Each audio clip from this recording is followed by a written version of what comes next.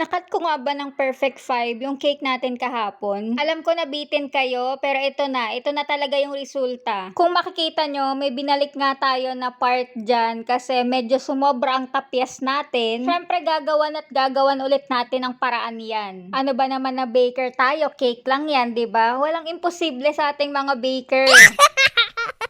See, hindi halatang may pinagdaanan. Medyo nag-brown na nga yung top ng cake natin dito. Actually, yan yung bottom, yung nakadikit sa pan. Pero hindi naman nag-dry yung chiffon natin kahit medyo nasobrahan nga sa luto. Hindi ko na rin pala tinrim yan kasi nga matatakpan naman yan ng icing. Tapos, nag-spread na lang ulit tayo na yema na pang filling. Pero hindi siya filling ngayon kasi nga nasa top siya.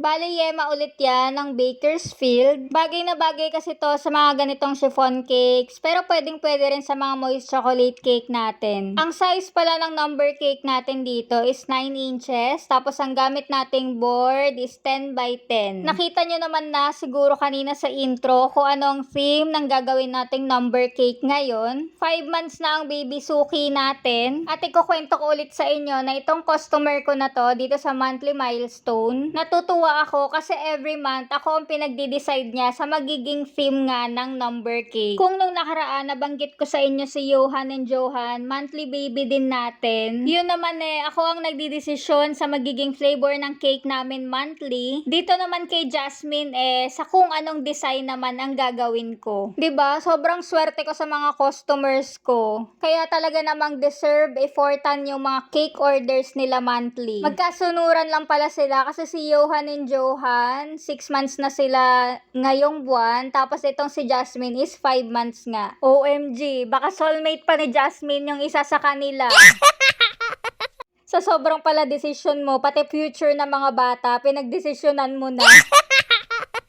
Pero wait lang, parang gusto ko magtanong. Sige nga kung lagi ka nanonood ng vlog ko, anong theme ng number cake ni Baby Jasmine simula 1 month siya hanggang 4 months? Ang kumpletong sagot, may Gcash sa akin. Tapos eto na ulit yung pangmalakasan na naman nating mga fondant topper na syempre wala na naman tayong na-i-video dyan kahit isa. Pag inabot ka nga naman talaga ng katamaran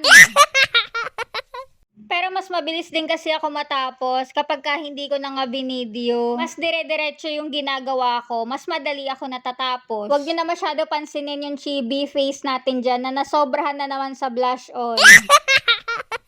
1M pala na tip ang gamit natin sa mga rosette icing. Tapos yung iba, maliit na shell tip. Yung dalawang tip na yan lang naman ang usually na ginagamit ko lagi sa mga number cakes ko. Kaya paulit-ulit nyo yan makikita sa mga number cakes na gagawin ko pa. Tapos syempre, kapag maglalagay na tayo ng draggies, alam nyo na malapit na tayo matapos dito. Naubusan ako ng gold, kaya ayan, silver na lang ulit. Tapos nag-spray na lang din pala ulit ako dito ng silver luster dust. Kasi ang lakas makasyala nun, promise. Yung pag tinitigan mo yung cake, kumikinang-kinang siya. O, diba? Mukha namang number 5, diba? Kahit dinaan lang na naman natin sa pacham-pacham. Pero kung hindi ka pa din naman sanay, wag na natin pilitin. Mag-stencil ka na lang din, mag-print ka, tapos gupitin mo, yun ang gamitin mong pang trace para mas madali ang pagkat mo ng number cake kung wala kayong mga molders. 'Di ba? Ang cute ng number cake na to. Happy 5 months, Jasmine! Kung nagustuhan mo din tong cake natin today, wag kalimutan i-click ang follow button at i-share tong video. O siya, yun lang for today. Thank you for watching. Bye!